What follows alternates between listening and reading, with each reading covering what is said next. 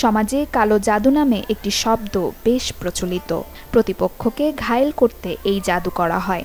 তবে এর বৈজ্ঞানিক ভিত্তি নিয়ে অনেকে প্রশ্ন করলে হাদিসের ব্যাখ্যায় এর সত্যতা পাওয়া যায়। সহিহ মুসলিম শরীফের 5512 নম্বর হাদিসে বর্ণিত আছে, একবার জিব্রাইল আলাইহিসসালাম রাসূল সাল্লাল্লাহু আলাইহি ওয়াসাল্লামের কাছে এসে বলেন, হে আল্লাহর নবী, আপনি কি অসুস্থতা বোধ করছেন? জবাবে নবীজি বলেন, হ্যাঁ। পরে জিব্রাইল আলাইহিসসালাম দোয়া পড়ে ঝাড়ফুঁক করলেন, যার অর্থ আল্লাহর নামে আপনাকে ঝাড়ফুঁক করছি সেসব জিনিস থেকে যা আপনাকে কষ্ট দেয়।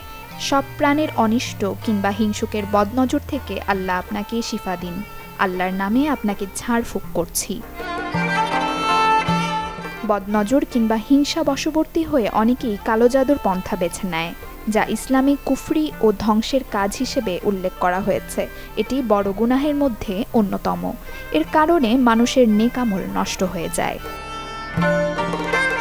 সুনান আবু দাউদের 3879 নম্বর হাদিসে আবু হুরায়রা রাদিয়াল্লাহু আনহু থেকে বর্ণিত, রাসূলুল্লাহ সাল্লাল্লাহু আলাইহি ওয়াসাল্লাম বলেছেন, বদনজর লাগার বিষয়টি সত্য। অন্যদিকে খোদ নবীজি সাল্লাল্লাহু আলাইহি ওয়াসাল্লাম জাদু করার মতো ধ্বংসকারী কাজ থেকে বিরত থাকতে বলেছেন। রাসূল সাল্লাল্লাহু আলাইহি ওয়াসাল্লাম 7টি ধ্বংসকারী বিষয় থেকে বিরত থাকার কথা বলেছেন। আল্লাহর সঙ্গে শরিক করা, কালো জাদু করা, আল্লাহ তাআলা যাকে হত্যা করা হারাম করেছেন তা করা, সুদ খাওয়া, ইয়াতীমের সম্পদ গ্রাস করা, রণক্ষেত্র থেকে পালিয়ে যাওয়া এবং সরল প্রকৃতির সতী মুমিন নারীদের অপবাদ দেয়া।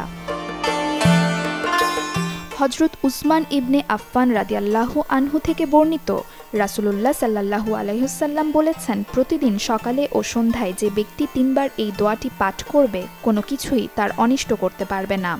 দোয়াটি হলো, বিসমিল্লাহিল্লাযী লা ইয়াদুররু মা আসমিহি শাইউন ফিল আরদি ওয়ালা ফিস সামাই ওয়া হুয়াস সামিউল আলিম, যার অর্থ, আমি আল্লাহর নাম নিচ্ছি, জমিন ও আসমানের কোনো কিছুই যার নামে বরকতের ক্ষতি সাধন করতে পারে না, তিনি সর্বশ্রোতা ও সর্বজ্ঞ। নসিন নাওয়ার, চ্যানেল 24।